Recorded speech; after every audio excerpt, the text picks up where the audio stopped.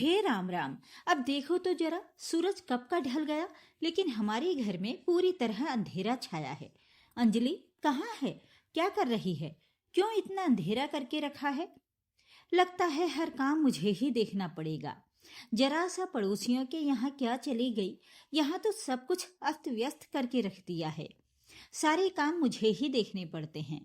विमला जी गुस्से में अंजलि के कमरे की तरफ जाती हैं।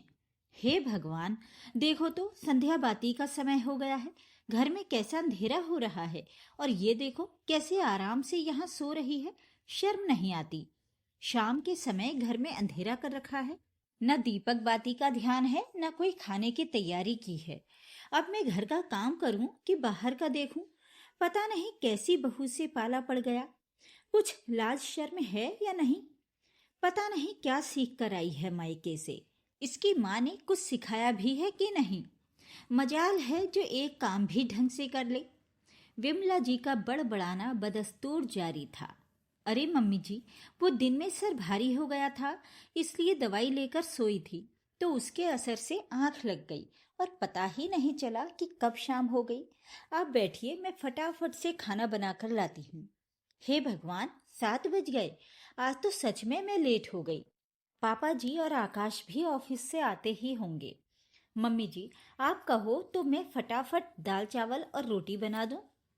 हाँ हाँ, बस यही हल्का फुल्का खाना खिला दो। वैसे भी तुम्हें कोई जायकेदार सब्जी या कुछ अच्छा बनाने में हमेशा ही आलस आता है। अच्छे खाने को तरस गए हम लोग। सोचती थी बहू आएगी तो ये काम करेगी, वो करेगी, हमारी सेवा करेगी। यहाँ तो पहले सास को कर करके दो, अब महारानी ऐसी आई है, इसे भी हमें ही खिलाना पड़ता है। तेरी माँ ने कुछ सिखाया भी है कि नहीं? ससुराल में कैसे रहा जाता है, सास ससुर के साथ कैसा व्यवहार किया जाता है? मम्मी जी, आप मेरे मायके को या मेरी माँ को बीच में क्यों ले आती हैं? आप जैसा कहती हैं मैं तो वैसा ही करने की कोशिश करती हूँ। अच्छा, अब जबान चलाने लग गई है। चल जा, फटाफट खाने की तैयारी कर, बहस मत कर। अंजलि काम करती जा रही थी और साथ में आंखें भी बरस रही थीं। उसे पता था अगर लेट हुई तो सासू माँ बेटे को भड़का देंगी और बेटा आकाश, श्रवण कुमार आते ही सिर्फ माँ की सुनेगा और बिना सोचे समझे मेरे ऊपर बरस पड़ेगा। 8 महीने पहले शादी होकर इस घर में आई थी। जब ससुराल वाले उसे देखने गए थे तब माँ ने बताया था कि अंजलि पढ़ाई लिखाई कर रही है, घर के कामों में ज्यादा होशियार नहीं है। अगर सीखने की कोशिश करेगी तो सब सीख जाएगी।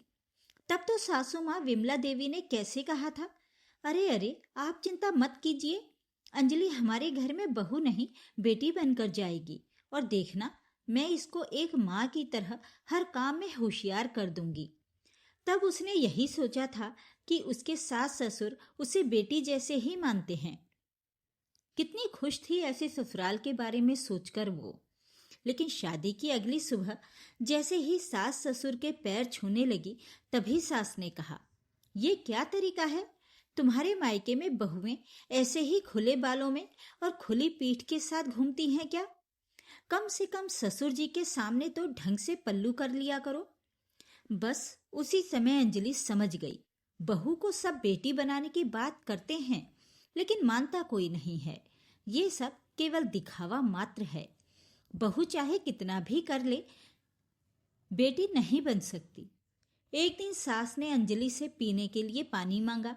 जब अंजलि ने पानी दिया तब सास बोली, हे भगवान, सर्दी में ठंडा पानी पीऊंगी क्या? तू तो मुझे किसी दिन बीमार करके ही छोड़ेगी। चल जा, गर्म पानी लेकर आ। जब अंजलि गर्म पानी लेकर आई तब वो फिर से भड़क उठी, मेरा मुंह जलाएगी क्या? इतना गर्म पानी ले आई, इसे तो किसी को पानी तक पिलाना नहीं आता। तेरी माँ ने यही सिखाया है क्या? हर छोटी बात पर सास का गुस्सा फूट पड़ता था। अगले 2-4 दिन बाद की बात है। अंजलि जब नहाने गई तो उसने देखा बाल्टी भर के कपड़े धोने के लिए रखे हुए हैं, पर वो नहीं समझी और नहा धोकर बाथरूम से जैसे ही बाहर आई, सास का फिर प्रवचन चालू हो गया। हे भगवान, तुझे बाल्टी भर के कपड़े नहीं दिखे? इनको कौन धोएगा? तेरी माँ? पर माँ, मुझे नहीं पता था इतने सारे कपड़े मुझे धोने हैं। और वैसे भी मैंने इतने सारे कपड़े कभी नहीं धोए। देखो तो महारानी को। क्यों? इतने कपड़े धो लेगी तो तेरे हाथों में छाले पड़ जाएंगे क्या? तेरी माँ ने तुझे ये भी नहीं बताया कि ससुराल में जाकर सबके कपड़े बहू को ही धोने होते हैं? तब अंजलि सोचने लगी, मेरे मायके में ऐसा नहीं होता। वहां तो सब अपने अपने कपड़े खुद धोते हैं। एक दिन अंजलि के पति आकाश को देर हो गई थी। अंजलि ने सोचा, आज बहुत समय बाद पास के मंदिर में जाकर भगवान के दर्शन कराती हूँ, मन को शांति मिलेगी। और अंजलि मंदिर चली गई। शाम को जब अंजलि वापस आई तो सास दरवाजे पर ही खड़ी मिली थी। कहाँ घूम कर आ रही है महारानी? घर में इतनी देर तक ताला लगा रहा।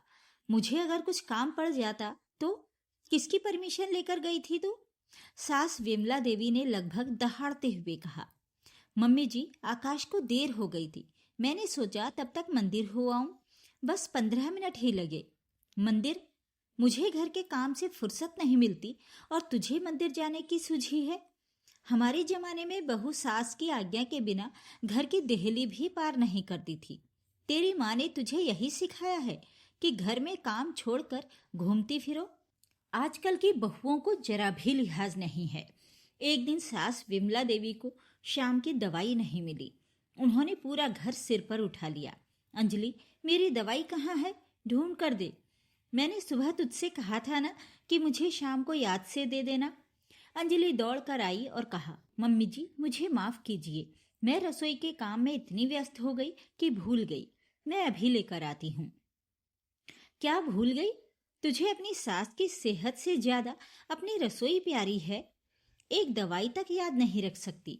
तेरी माँ ने क्या यही सिखाया था कि बुढ़ापे में सास को दवाई भी समय पर न देना?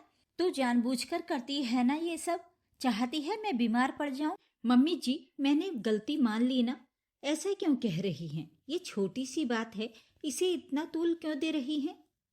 हाँ हाँ, अब तो तू मेरी ही गलती निकालेगी। मेरा बेटा मेरी बात नहीं सुनता, तू मेरी बात नहीं सुनती। इस घर में मेरी कोई कदर नहीं है। खैर, अंजलि जो भी काम करती, चाहे वो खाना बनाना हो, साफ सफाई हो, चाहे कुछ भी हो, अंजलि कुछ भी करे, उसकी सास हर बात पर तेरी माँ ने यही सिखाया है क्या कहती रहती थी। अगर अंजलि बीमार होती तो सास जानबूझकर जोर जोर से बर्तन पटकती ताकि अंजलि समझ जाए कि उनका मूड खराब है और वो उठकर काम करे। कहीं और ज्यादा न सुनना पड़ जाए, इसलिए वो बेचारी बीमारी में भी जाकर काम करती रहती। एक दिन अंजलि काफी देर तक कमरे से बाहर नहीं निकली। उसे बहुत तेज बुखार था। जब सास ने आवाज दी तो अंजलि के पति आकाश ने कहा, माँ, आज अंजलि को बहुत तेज बुखार है। मैंने उसे दवाई दे दी है, वो आराम कर रही है। आज ऐसा करते हैं, हल्की सी खिचड़ी बना लेते हैं, जो अंजलि भी खा लेगी और हम भी। बेटा, अब तुम भी बीवी की सेवा में लगे रहते हो। माँ बाप से तो तुम्हें कोई मतलब ही नहीं रहा। अब हम खिचड़ी खाएंगे क्या? ऐसा करो, तुम जाओ और अपनी बीवी के पास बैठकर उसी की सेवा करो। हम तुम्हारे नौकर हैं ना यहाँ पर, तुम्हारे लिए खाना बनाने को। पर माँ, अंजलि को सच में बहुत तेज बुखार है। अरे बहुत देखे हैं ऐसे नाटक। जब तेरे जैसा जोरू का गुलाम पति होगा तो पत्नी नाटक नहीं करेगी तो क्या करेगी? बस आजकल की बहू को तो हर चीज हाथों में ले जाकर दो, तब खुश रहेगी। विमला देवी अंजलि को बहुत बुरा भला कहने लगी। ये देखकर आकाश घर से बाहर चला गया और उसने कुछ भी कहना बंद कर दिया। वो बेचारा पत्नी और माँ के बीच में फंसता जा रहा था। एक दिन अंजलि की कुछ सहेलियां शादी की पार्टी लेने अंजलि के घर आ गईं। अंजलि ने उनकी खूब खातिरदारी की। खाने पीने का काफी सारा सामान घर में बनाया और काफी सामान बाजार से मंगवा लिया। शाम को जब सहेलियां चली गईं तो सास कमरे में से बाहर आईं और चिल्लाने लगीं, क्या इस घर को तुमने धर्मशाला समझ रखा है? जब देखो तब कोई ना कोई मुंह उठाकर चला आता है। आज के बाद मना कर देना तेरी सहेलियों को। इतना सारा तो खर्चा कर दिया और घर का काम भी बढ़ा दिया। तेरी माँ ने तुझे कुछ नहीं सिखाया कि ससुराल में मायके वालों का ज्यादा आना जाना अच्छा नहीं लगता।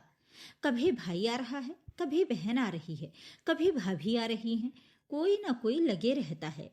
ये मत भूल, ये घर मेरा है। यहाँ पर सिर्फ जो मैं कहूंगी वही होगा। कैसी बेशर्म बहू मिली है, हद हो गई। इस बार अंजलि के सब्र का बांध टूट गया। उसने पलटकर जवाब दिया, हाँ हाँ, मेरी माँ ने मुझे यही सिखाया है कि बड़ों का सम्मान कैसे किया जाता है, घर आए गए की कैसे आवभगत की जाती है, अपने सास ससुर को कैसे खुश रखा जाता है। 8 महीने तक मैंने अपने होंठ सिल रखे थे। मैं आपका जितना आदर सम्मान करती थी, आपने उतना ही उसका फायदा उठाया। आपने क्या समझ रखा है, मैं पागल हूँ? मेरी माँ को बात बात में बीच में लाना बंद कर दीजिए। आपकी वजह से जल्दी से किसी को आने के लिए भी नहीं कहती। आप तो मेरे साथ ऐसा सलूक करती हैं जैसे मैं घर की बहू नहीं, कोई जानवर हूँ। अरे बीमारी में तो दुश्मन भी साथ देते हैं। आप तो मेरी सास हैं। कभी आपने मुझे एक गिलास पानी तक के लिए नहीं पूछा। मैं अगर चाहती तो मैं भी दिन भर आराम कर सकती थी, दिन भर शॉपिंग के लिए या किटी पार्टी में जा सकती थी, या अपने पति को आपके खिलाफ भड़काकर अलग हो जाती। लेकिन मैंने ऐसा कुछ नहीं किया, क्योंकि मेरी माँ ने मुझे ये सब नहीं सिखाया। मम्मी जी, तो क्या आपको आपकी माँ ने ये सब सिखाया था? क्यों आप मुझे बहू बनाकर लाई थी? इसलिए कि आपके साथ जो भी हुआ उसकी कसर आप मुझ पर निकालेंगी। अब तो मुझे लगता है कि बड़ी माँ जी आपके बारे में जो कहती थी वो सही कहती थी। आपने उनके बेटे को उनसे दूर कर दिया। बेचारी बड़ी माँ जी अपने अंत समय तक अकेली ही एक घर के कोने में पड़ी रहीं। आपने न खुद उनकी सेवा की, न हमें करने दी। आपने कभी हमें उनसे बात तक नहीं करने दी। लेकिन मम्मी जी, एक बात आप मत भूलिए, मैं आज के जमाने की लड़की हूँ। गलती करने वाले से ज्यादा सहन करने वाला भी गलत होता है, और आज के बाद मैं आपकी कोई भी गलत बात बर्दाश्त नहीं करूंगी। खास तौर से अगर आपने किसी भी बात में मेरी माँ को बीच में लाया तो मैं भूल जाऊंगी कि आप मेरी सास हैं और मैं आपकी बहू। अगर मैं चाहूं तो 1 मिनट में आपके बेटे को लेकर अपनी छोटी सी सुंदर सी दुनिया बसा लूं, जिसमें आपका कोई दखल ना हो, जहां सिर्फ मेरी चले। फिर आप अपने बेटे बहू से मिलने के लिए तरस जाओ और आपका अंत भी बड़ी माँ जी जैसा ही हो। माँ, तो क्या आप इसके लिए तैयार हैं?